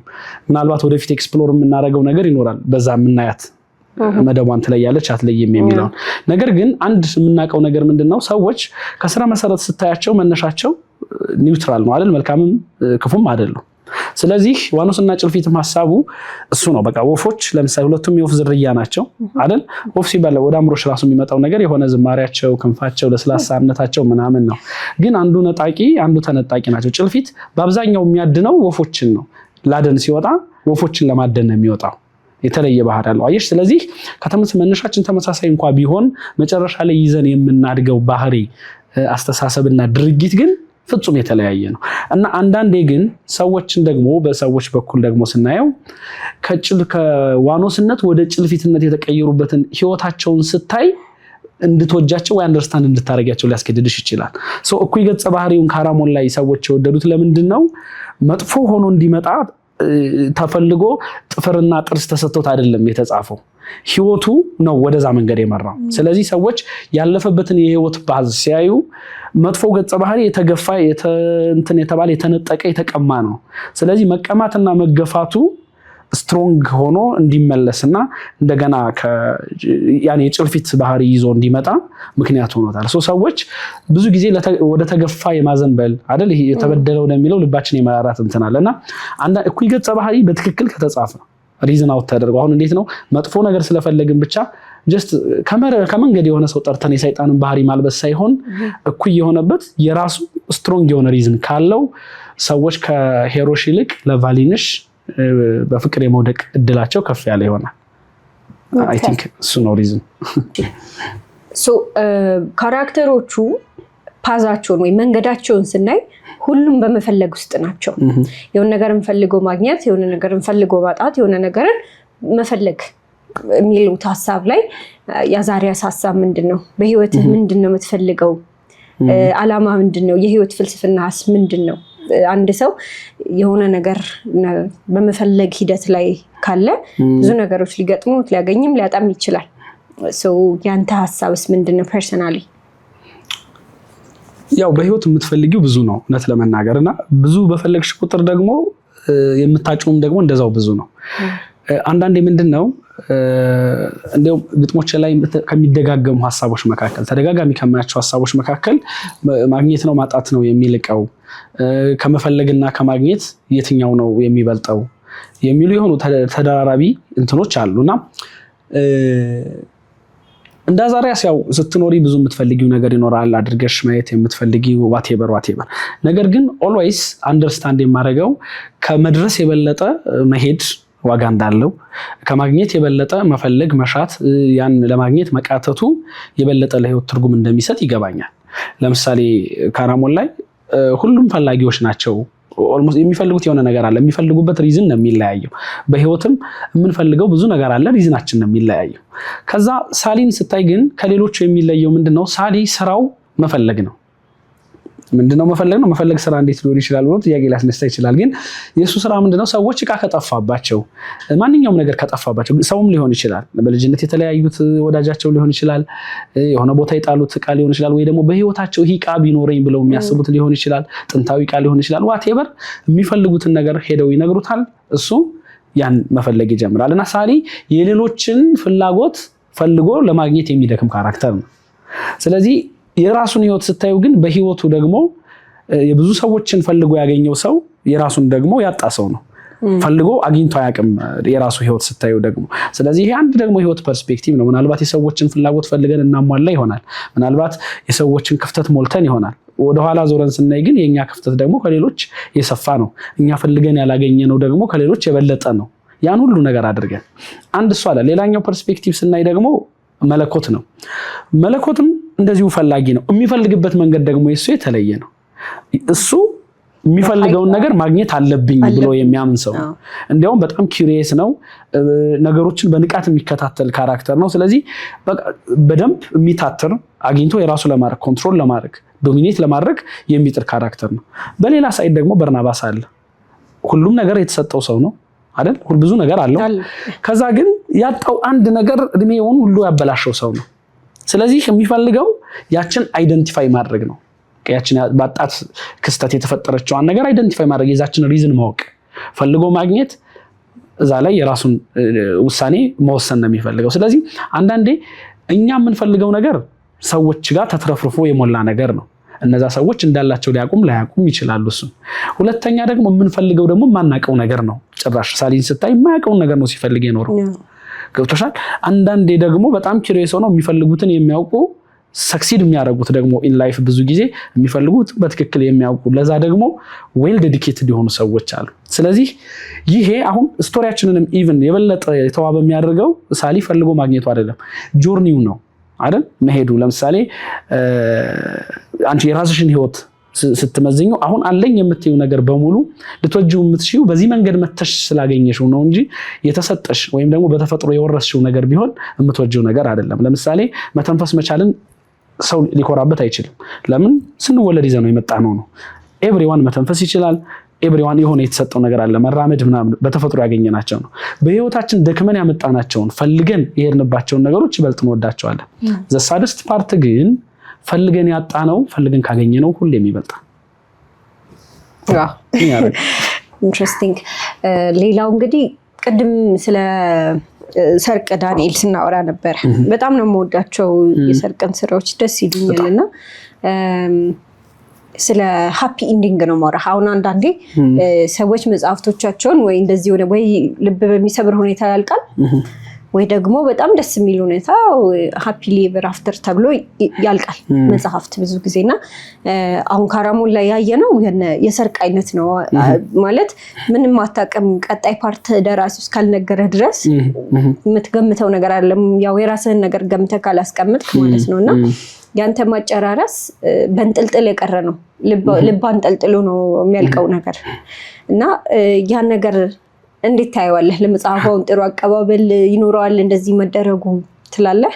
እኔ ደስ ይለኛል ማለት ነው። በፊት በሳጭ ነበረ እንደዚህ ነው ታውሳና እንዴ ምንድነው ማለት እኔ ምን ላርግሽ መጨረሻውን ለማወቅ ምናምን ቁጭ ብዬ እንደዚህ አስባለሁ ማለት ምን ሊሆን ይችላል ቀጣይ ምናምን ብዬ አንብቤ መጨረሻ ፔጁ እንደው ማለት ፔጁ ተቀዶ ነው እንዴ ምናምን ብዬ ሁላ ፈልጋለሁ። እንደዛ ተፈጸመ የሚለው ደግሞ ከስር ይኖራል እና ምንድነው ምናምን እላለሁ።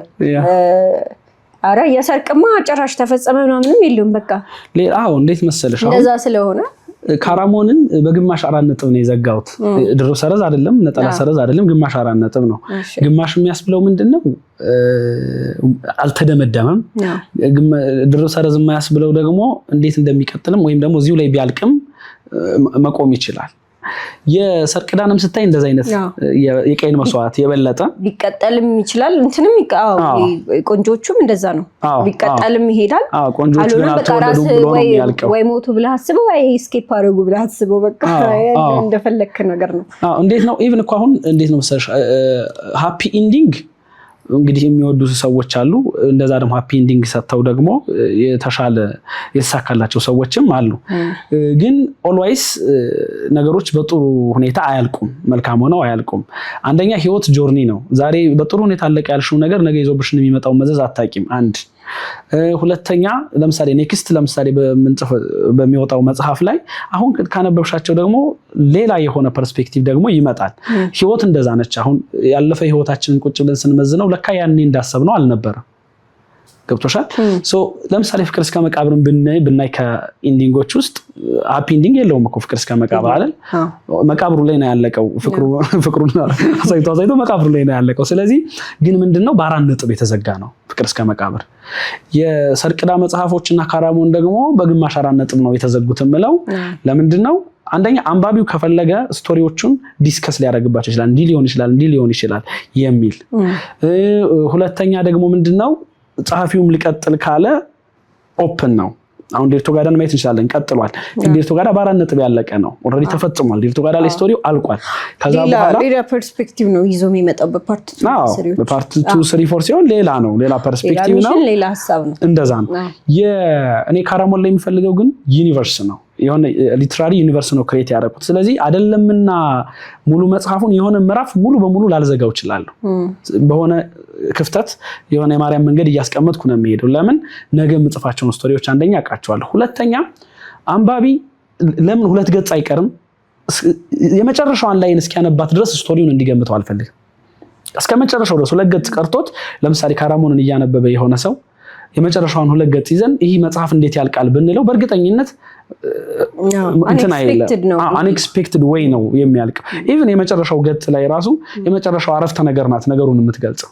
ስለዚህ ይሄ ምን ያደርጋል? ኢንጌጅመንት ይፈጥራልና ሰዎች መጽሐፉን ካስቀመጡት በኋላ ስቶሪውን ሊረሱት አይችሉም።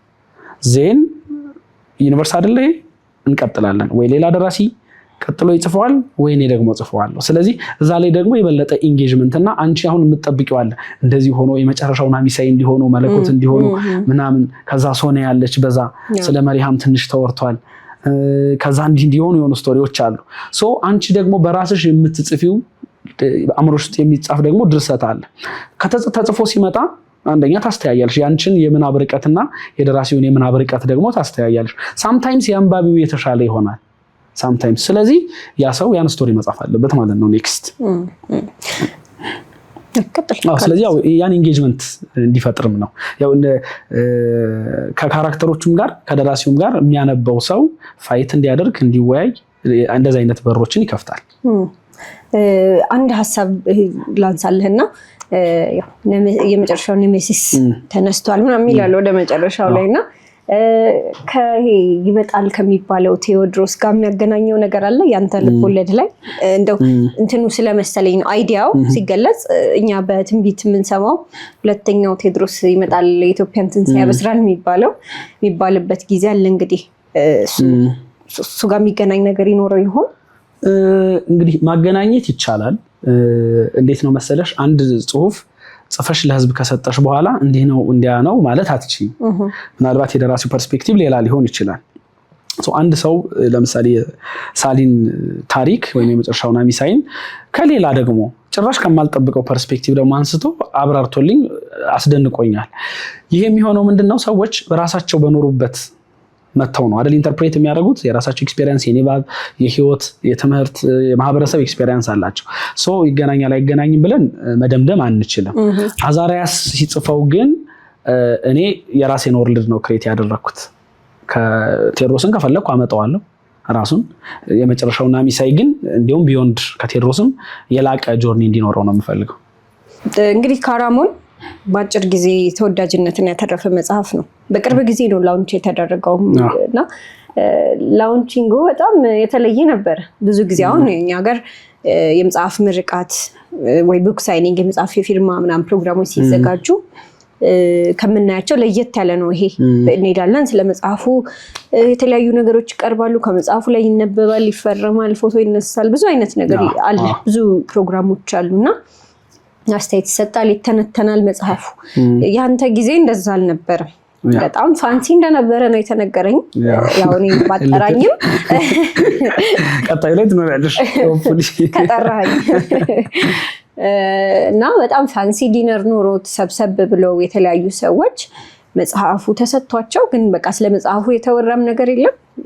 አዲስ ትሬንድ ነው ያመጣኸው ነገርና እንዴት አሰብከው እስቲ ይሄንን ነገር? አሁን ብዙ ጊዜ ውጭ እንደዚህ አይነት ነገር ምናልባት ሊታይ ይችላል፣ እኛ ሀገር አልተለመደም። እኛ ሀገር ላይ የተለመደው ምንድነው መጽሐፉ የወጣ ቀን አሁን ያለው በፊት ይነበብና ምርቃት ይካሄዳል። ያነበቡ ሰዎች ይመጣሉ። መጽሐፍ ምርቃት ላይ መጽሐፍ ምረቃ ክሪቲክስ አይደለም። አንዳንድ ሰዎች መጽሐፍ ምርቃት ላይ መጥቶ የተለየ ነገር ሲወራ ግራ ይገባቸዋል። ክሪቲክስ አይደለም፣ እንኳን ደስ አለህ መባያ ነው። ስለ መጽሐፉም ዲቴል ላይ ወራ ይችላል። ሳይኒንግ ፕሮግራም ሌላ ነው፣ ላውንቺንግ ደግሞ ሌላ ነው። አሁን መጽሐፉ ሳይነበብ ከሆነ ፕሮግራሙ እየተካሄደ ያለው ላውንቺንግ ኢቨንት ነው። ላውንቺንግ ኢቨንት የራሱ የሆነ ስትራክቸር አለው። አሁን በፈረንጆቹ ምንድነው የሚሆነው? የፊርማ ፕሮግራም ሊኖረው ይችላል እንደ ፕሮግራም እንዳዘጋጁ። ከዛ ውጭ ግን ሰዎች ተገናኝተው የሚጨዋወቱበት እየበሉ እየጠጡ በቃ መጽሐፍ ወጥቷል ያው እንኳን ደስ አለህ። ከዛ ስለ መጽሐፉ ምንም ነገር አይወራም። ለምን? ይሄ መጽሐፍ ገና ሰዎች እጅ ላይ ደርሶ ያልተነበበ መጽሐፍ ነው። ይህንን መጽሐፍ ሳምባዲ መጥቶ ይሄ መጽሐፍ ማለት ምናምን ብሎ በጣም እንዲያመናፍሰውም ይሄ የማይረባ መጽሐፍ ነው ብሎ እንዲናገረውም ላውንቺንግ ኢቨንት እንትኑ አይፈቅድም ስትራክቸሩ። እኛ ያደረግነው ምንድነው? አንደኛ መጽሐፍት በተከበረ መንገድ በተከበረ ፓዝ ማለፍ አለባቸው። ለምሳሌ የፊልም ምርቃት፣ የሙዚቃ አልበም ሪሊዝ ምናምን ስታይ ሞር የተሻለ እንትን አላቸው አይደለ? የሆነ ክላሲ ሌክዠሪ ስሉክ ምናምን አላቸው። እኛ ሙሉ በሙሉ መድረኩን ቢውል ያደረግነው ራሳችንን በራሳችን ቅርጽ እንዲመጣ ካራሞንን እንዲመስል ሙሉ መድረኩን ከቴብል ጀምሮ ወንበር አስወጥተን ቴብል አስወጥተን በራሳችን ነው ቢውልድ ያደረግነው። የጠራናቸውም ሰዎች ደግሞ 50 ተጽዕኖ ፈጣሪ ሰዎችን ጠርተናል። ሚዲያዎች 14 ሚዲያዎችን ጠርተናል። ከዛ 50 እናደርጋለን። ከዛ እንዴት ነው አክቹዋሊ አዲስ ኤክስፔሪየንስ ነው ለሰዎች። እኔ ለምሳሌ ያየሁት በጣም ግራ መጋባት ምናምን ነበረ። ምክንያቱም የሚጠበቀው ወይ ደራሲው ወጥቶ እንዲያወራ ወይ አርታኢው ወይ የሆነ ሳምባዲ ወጥቶ ስለ መጽሐፉ እንዲያወራ ይጠበቃል። እኛ ያደረግነው ምንድነው ከመጽሐፉ ውስጥ ኪኪ የምንላቸውን ነገሮች አውጥተን እንትን ላይ ሰቅለናል። በፍሬም ሙሉ ፕሮግራሙ ላይ ግድግዳዎች ላይ ሰቅለናል። ከዛ ውጭ ግን ሰዎች እርስ በርስ እንዲጨዋወቱ እንዲወያዩ፣ ለምሳሌ ሙዚቀኞች ነበሩ ከገጣሚዎች ጋር ከደራሲዎች ጋር ሰዓሊዎችም ነበሩ።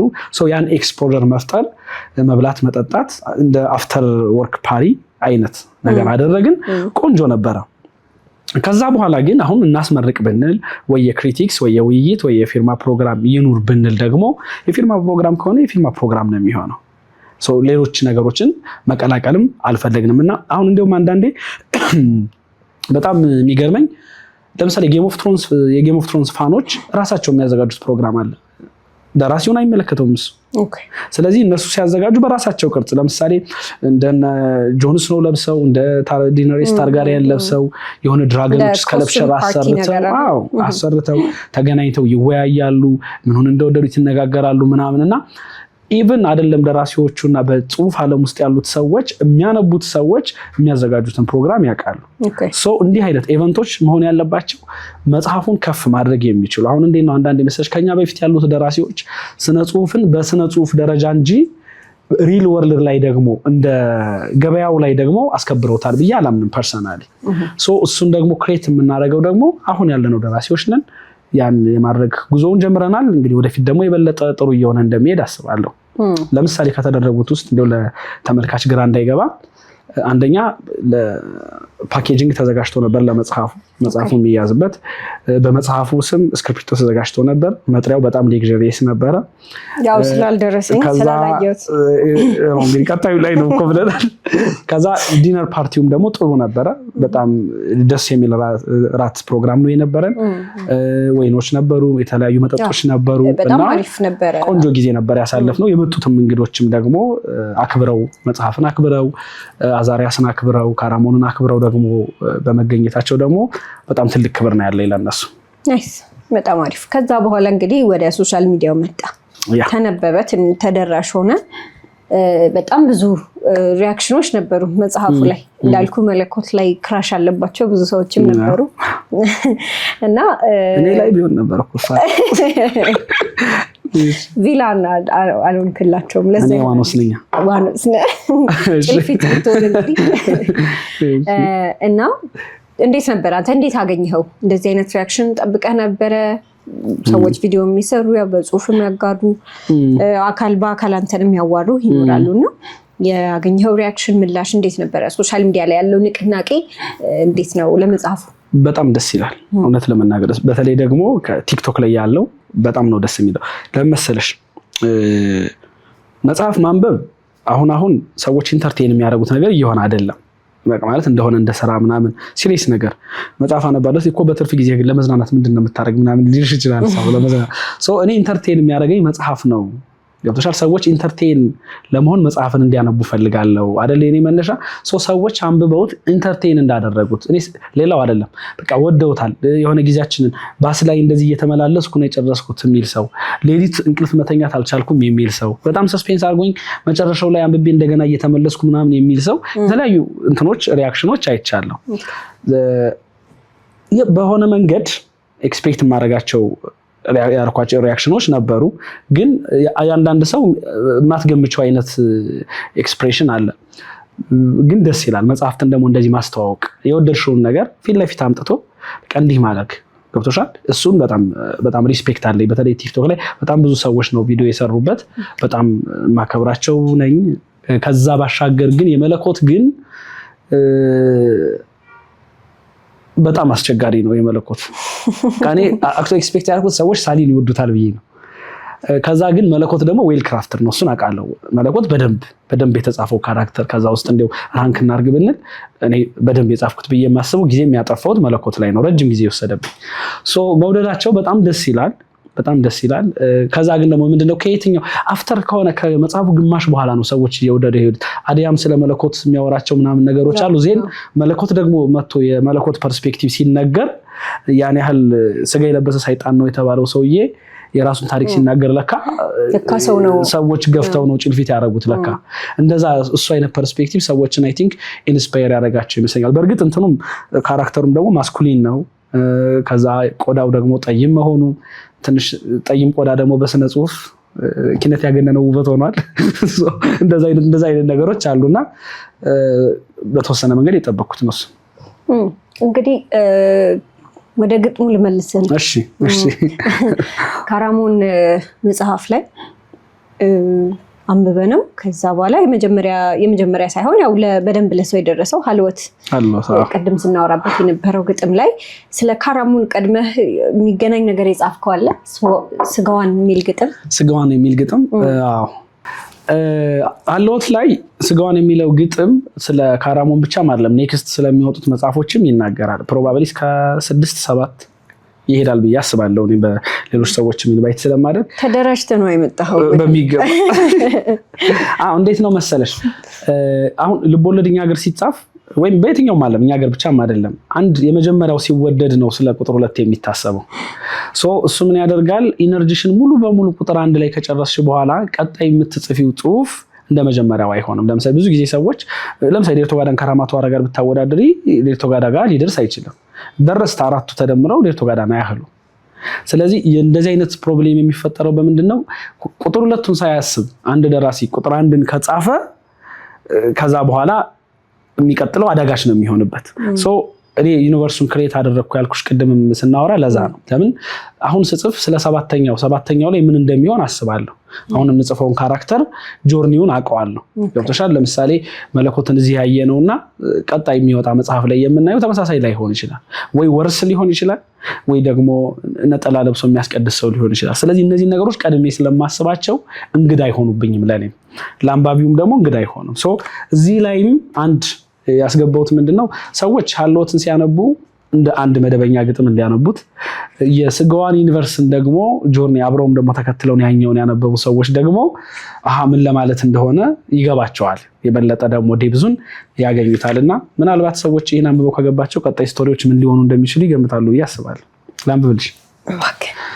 ስጋዋን ሹክሹክታ ለሆሳስ የሳሳ የላመ የሌለ የሚመስል ከጽልመት መነሻው ከጥልቅ ዓለማት ስር ይሰማል ሽር ሲል ለዓመት ለዘመናት ያንቀላፋችው ቤት የነፍሷን መቃብር ገልጣ ስትናገር ይሰማል ሹክሹክታ ስተነፍስ አየር። ነፋሱ አልበረታም ማዕበሉ አልነቃም ንስሩም አንቀላፍቷል የሩቅ ዓለም ተረት የለም አሁን ጠፍቷል እንኳንስ ድህኖስ ሞት ቀናም ተረስቷል። ራስን ላያሳይ ሌላውን አጉልቶ ላይሆን ክሱት አካል የምስል ማሚቶ የፍጥረት ዓለሙን ህጉን ወጉን ትቶ በሮዝ ባደይ ገላ አምሮ የታጀበው የዘመን መስታየት አላበጀም ሽንቁር አላስቀረም ክፍተት ራስን ለማየት። ብርሃንን ለኛ ጽልመትን ለነሱ ማን ምን ሲላደለ ነፍስ ከስጋ ጋር ህይወት ደግሞ ከሞት ካልተደላደለ ተረት ተረት እንጂ መማዘኔት አለ። የበረታ ነጥቆ የጀገነ ደምቆ ይገዛል ዓለምን ጥረትም ባያንሰው ደካማው ይኖራል ተረግጦ ተንቆ ምህረት ሲለምን። እድሜ ሄደ ብሎ ቀን ነጎደ ብሎ በስጋም ባይቸኩል እጣው ነው መልከኛ የጌታውን ቅንድብ በላበቱ ሊኩል ስግው ነውና እሱም ከፈጣሪው እኩል። ነቅሎ ወዲያ ጥሎ ያልነበር እስኪሆን እስኪጠፋም ሳያው እስኪመንን መልኩ የሞት ዘር ቡቃያው ተዘርቶ በወፎች እንደተበላህል ቢሰጥ እንኳ ገላ ለከታልባ ዘመን ዘላለም የሚያህል ወደ ቀድሞ እምነቱ ሰው እንዴት ይመለስ ህመም ቢያዋልድም ከመወቅ ጋር ሲሆን ይጣፍጣል በለስ። በጣም ደስ ይላል። ስለዚህ ይሄ ስጋዋን ግጥም እንግዲህ የሚመጡትን መጽሐፍትልም ይሄኛውንም አሰ ፕሪዲክሽን እኔ አንዳንድ ያገጣጠምኳቸው ነገሮች አሉ። ሌላውን ደግሞ ተመልካቾች ይገጣጡ። ካራሞንን ያነበበ ሰው አክቹዋሊ የሚገባው ነገር አለ። ስለ ንስር፣ ስለ ማዕበል፣ ስለ መስታወቱ ሲወራ ካራሞንን ያነበበ ሰው የሚወስደው ሌላ ፐርስፔክቲቭ አለ። ያላነበበ ሰው ደግሞ በመደበኛው ህይወት እንደምናውቀው እንደ ግጥም መስማት ይችላል። ናይስ ኢትስ ቬሪ ክሪኤቲቭ በጣም ቆንጆ ነው። ስለ ስጋዋን ዩኒቨርስ ስናወራ ብዙ ጊዜ ደራሲያን ምን አላቸው ወይ የራሳቸው ምናምን ዌብሳይት ሊኖር ይችላል እንደ ፐርሰናል ፕሮፋይል ነገር አልተለመደም፣ ግን ያው ውጭ ላይ ያሉት ምናምን እዚህ የሚኖሩ ሰዎች እንደዛ ይኖራቸዋል። አንተ ለመጽሐፉ ለራሱ እንትን ከፍተህለታል ዌብሳይት ነው። እንዴት አሰብከው? እንዴት አያያዝከው? እና ዌብሳይቱ ላይ ምን ነገሮች ነው ያሉት? ከመጽሐፉ ጋር የሚያያዙ ነገሮች ምንድን ነው ያሉት ዌብሳይቱ? ስጋዋን ዩኒቨርስ የራሱ ድረገጽ አለው። ድረገጹን ዴቨሎፕ ማድረግ ያስፈለገው ለምንድን ነው? አንደኛ ከአንባቢዎች ጋር ኢንጌጅመንት ለመፍጠር ነው። ጀስት በራሳችንም ደግሞ ገጽ መነጋገር መገናኘት የምንችልበትም እንዲሆን አንደኛ የእያንዳንዱ መጽሐፍ ላይ ኪውአር ኮድ አለ። የመጀመሪያው ህትመት ላይ ከጀርባ ነበር። በሁለተኛው ህትመት ወደፊት ለፊት አምጥተናል። የከበሩ ተገልጦ በውስጠኛው በኩል ማለት ነው። እሱን ስካን ሲያደርጉት አንደኛ መጽሐፉን ቨሪፋይ ያደርጋል። ዌብሳይቱ ምንድነው ቨሪፋይ የሚያደርገው? ኦሪጂናል ኮፒ መሆኑን። ለምሳሌ ካራሞን ከስጋዋን ዩኒቨርስ ፈቃድ ውጭ ለምሳሌ ቢታተም ቨሪፊኬሽኑ አይመጣም። እሱም በምን ትለያለህ ለሚል ኮንሴፕት ኪውአር ኮድ ያው ጀነሬት ማድረግ ቀላል ሊሆን ይችላል። የኛ ግን ምንድነው ለምሳሌ የሚለየው ለምሳሌ 4000 ኮፒ መጽሐፍ አምጥቼ ስሰጥሽ የ4000 የተለያየ ኪውአር ኮድ ነው ያላቸው፣ ተመሳሳይ አይደለም። ስለዚህ በእኛ ዩኒቨርስ ካልሆነ በስተቀር ጀነሬት ለማድረግ አስቸጋሪ ነው። አንድ ኪውአር ኮድ ደግሞ ስካን የሚደረግበትን ሪፒቴሽን እያየ ሰስፒሺየስ ነው አይደለም የሚለውን ዌብሳይቱ ራሱ የሚወስንበትና የሚያጣራበት ደግሞ የራሱ ኤአይ ሲስተም አለው። አንድ እሱ ነው። ያ ማለት ግን ደግሞ በአንባቢ በኩል ስታዩ ደግሞ አንቺ ያለሽ ካራሞን መጽሐፍና ሌላ ሰው ያለው ተመሳሳይ አይደለም። አንቺ ያለሽ የራሱ ቁጥር አለው። that's your history ገብቶሻል? ተመሳሳይ አይደለም። it's different ገብቶሻል? በሱ ለምሳሌ ስካን አድርገሽ ገብተሽ ኮሜንት ማድረግ፣ ሐሳብ መስጠት፣ ካልወደድሽው አልወደድኩትም ለምን እንደዚህ ሆነ እንደዚህ ቢሆን እኮ ይሻል ነበር ማለት ትችያለሽ።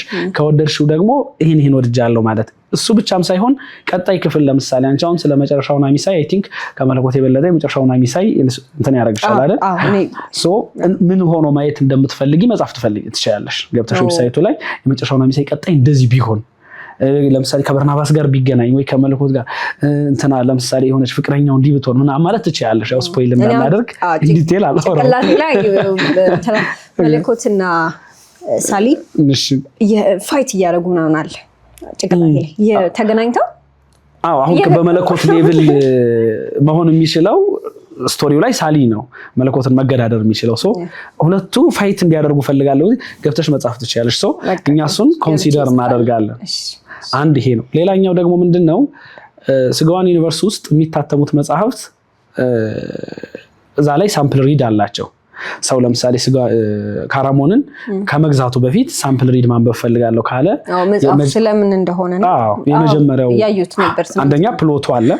ፕሎቱ መጽሐፉ ስለምንድን ነው የሚል፣ ሁለተኛ ደግሞ ሳምፕል ሪድ ከገባ የመጀመሪያው ምዕራፍ እዛ ላይ አፕሎድ አድርገነዋል። ስለዚህ የመጀመሪያው ምዕራፍ አይቶ አጻጻፉ ከተመቸው ገዝቶ ማንበብ ደግሞ ወይም ደግሞ ተውሶም ይሁን ለማንበብ እንደዚህ አይነት ነገሮችን እንዲፈጠር ነገ ደግሞ ሌሎች ሰዎች በእኛ ዩኒቨርስ ውስጥ መጽሐፍም ደግሞ ሲጽፉ ወስደን ደግሞ ዌብሳይቱ ላይ የምናስተዋውቅበት ፕላትፎርምም እንዲሆን በማሰብ ነው የተሰራው።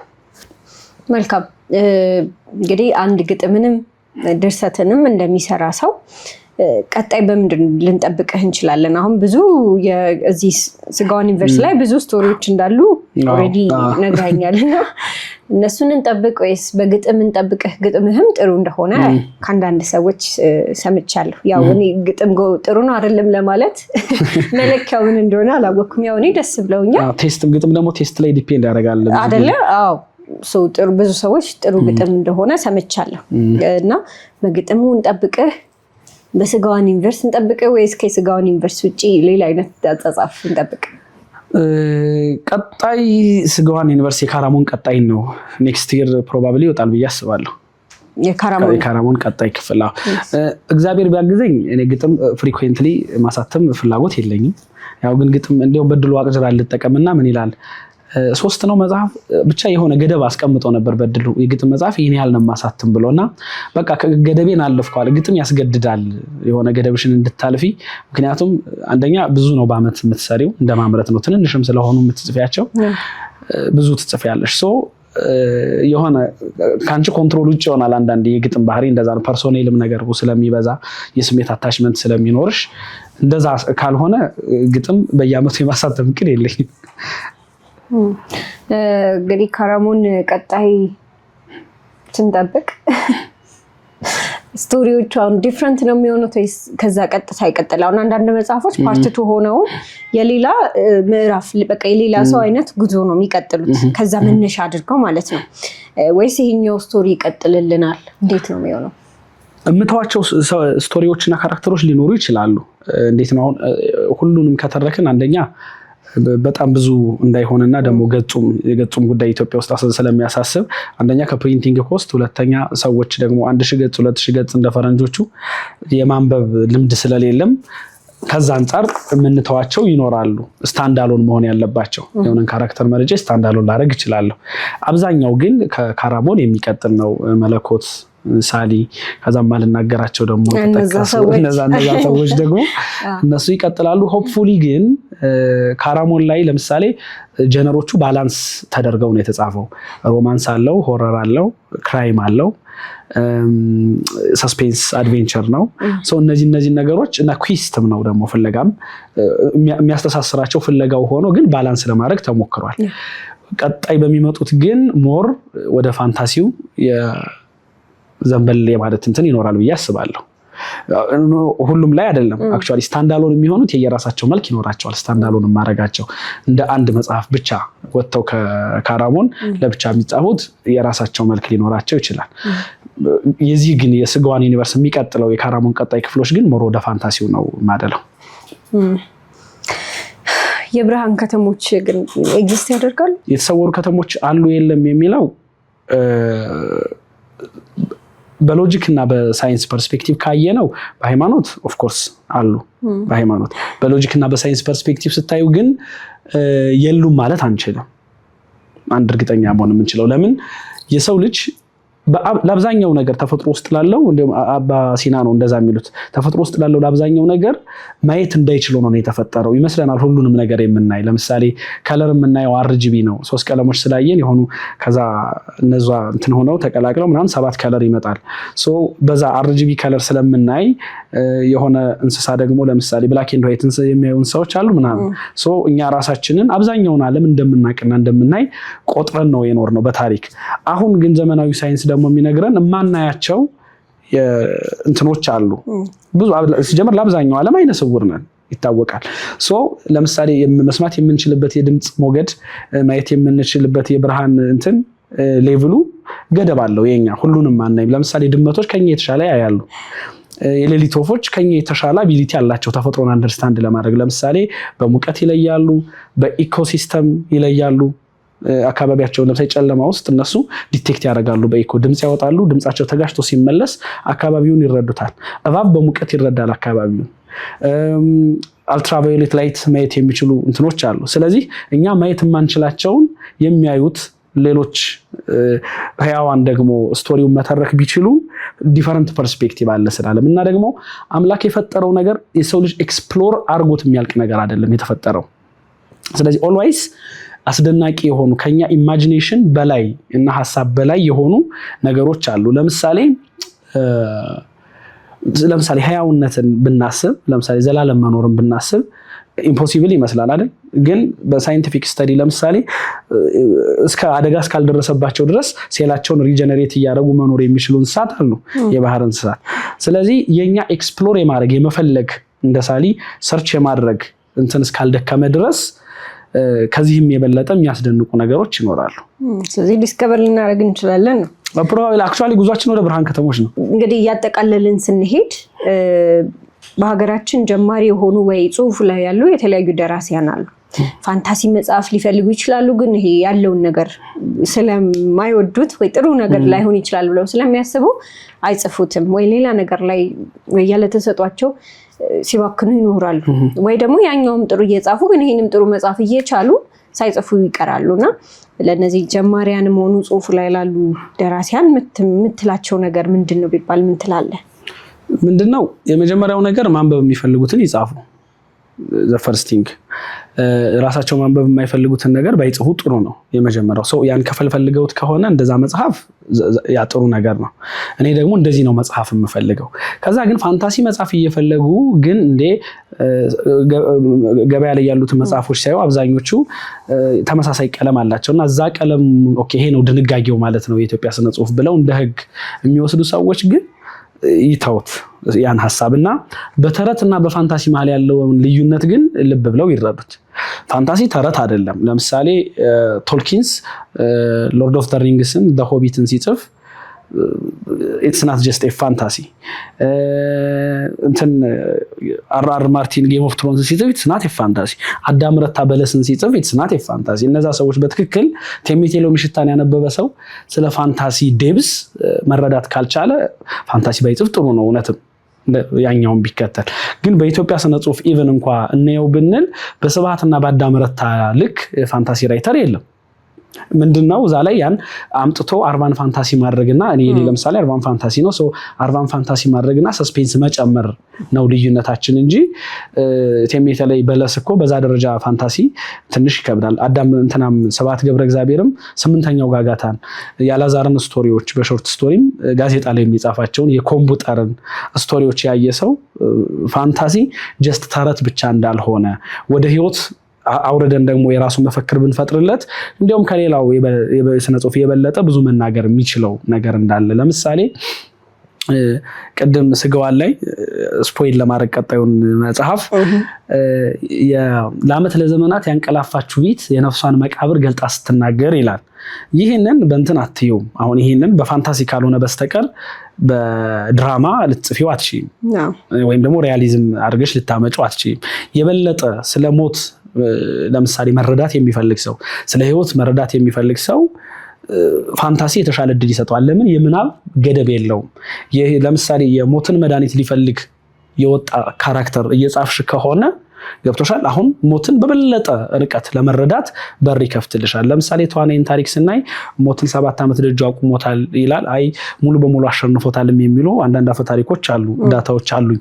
ያው ቀጣይ ስለምንሄድባቸው እነሱን ጆርኒዎች ሶ እነሱን ስታይ ለምሳሌ አሁን የተዋናይን ታሪክ ለመመርመር የተለየ ምናብ ከሌለሽና በፋንታሲ ፐርስፔክቲቭ ካላየሽው በስተቀር በሪል ስታዩ አይመጣውም። ስለዚህ አንዳንድ ነገሮችን እንደው ኢንዴፕዝ ለመረዳት ሌላ አይነት ፐርስፔክቲቭ ለምሳሌ ዘ ኩሪየስ ኬዝ ኦፍ ቤንጃሚን በተን የሚል ፊልም አለ። ስቶሪው እንዴት ነው? አርጅቶ የተወለደ ሰው ነው። ስለዚህ ያው በጣም ወደው ቴንኪው እግዚአብሔር በጣም ወደው ሙቪ ነው እና ህይወትን በሌላ ፐርስፔክቲቭ ከልጅነት ወደ እርጅና ከዛ ወደ ሞት ያለውን ከውልደት በእርጅና በኩል ወደ ሞት እንናገረው ብንል ገብቶሻል። ይሄ ሌላ ፐርስፔክቲቭ ነው። ሶ ጀስት የሚገባውን ክብርና ዴብዝ እስከሰጠነው ድረስ ፋንታሲ በጣም ጥሩ ነው። ይሄን ነው ልላቸው የምችለው። በጣም አሪፍ። አሁን የመጨረሻው ምዕራፍ ላይ ደርሰናል። እሺ ፈጣን ጥያቄዎች እጠይቅሃለሁ። ፈጣን ምላሽ ማሰብ አይቻልም። ቶሎ ኦኬ እሺ ከባርሴሎና እና ሪያል ማድሪድ እሺ ከግጥም ወይስ ፋንታሲ? ላብራራ አታስብ አይቻልም። ግጥም እርግጠኛ ነኝ ለኔ ለራሴ ነው ለራሴ እሺ ካራሞን ፊልም ቢሆን በሰዎች ቢሰራ ይሻላል በአኒሜሽን ቢሰራ ይሰራል? በሰዎች ነው የሚሰራው። እሺ መጽሐፍ ውስጥ ካሉ ቦታዎች መርጣ አንዱ ጋር መኖር አለብህ ብትባል የቱን ትመርጣለህ? ተድባ በማርያም እሺ መጽሐፍ ለመጻፍ የሚመች ሰዓት ሌሊት ወይስ ቀን? በሁለቱም ላይ እጽፋለሁ። የበለጠ የሚመች ሌሊት ከ9 ሰዓት በኋላ ያለው። አንድ ደራሲ መጽሐፉን ጽፎ ተነቦለት ከሚተችና ከማይጽፈው ትችት ችግር የለውም። ስለዚህ ጽፎት ቢተች ይሻላል። ጽፎት ይተች ከማሳተሙ በፊት ግን ተደጋጋሚ ይሄው ትችቱ ለምን መሰለሽ እቺን ነው ለባት ትችቱ ከራሱ ድክመት እንዳይሆን ነው። ለምሳሌ እኔ አሁን ሁለት አርታኢ አለኝ። እኔ ራሴ ተደጋጋሚ ያዋለው መጽሐፉን እንዴት ነው ለምሳሌ አዲስ ገጣሚዎች ለምሳሌ እኔ ጋር ሲመጡ ገና እየጻፉ ያሉ ቲኔጀሮች ወይ ምናምን እምላቸው ምንድነው የምታደንቁት ገጣሚ ማን ነው ነው። ለምሳሌ አንድ ሰው መጥቶ በእውቀቱ ካለኝ ከበእውቀቱ የምትወደው ግጥም የትኛው ነው እለዋለሁ። ይሄ ይለኛል። በዚህ ሌቭል መጻፍ እስክትችል ድረስ ጻፍ። በዚህ ሌቭል ስትጽፍ ወይ ከዚህ ስታልፍ ያኔ ታሳትመዋለህ።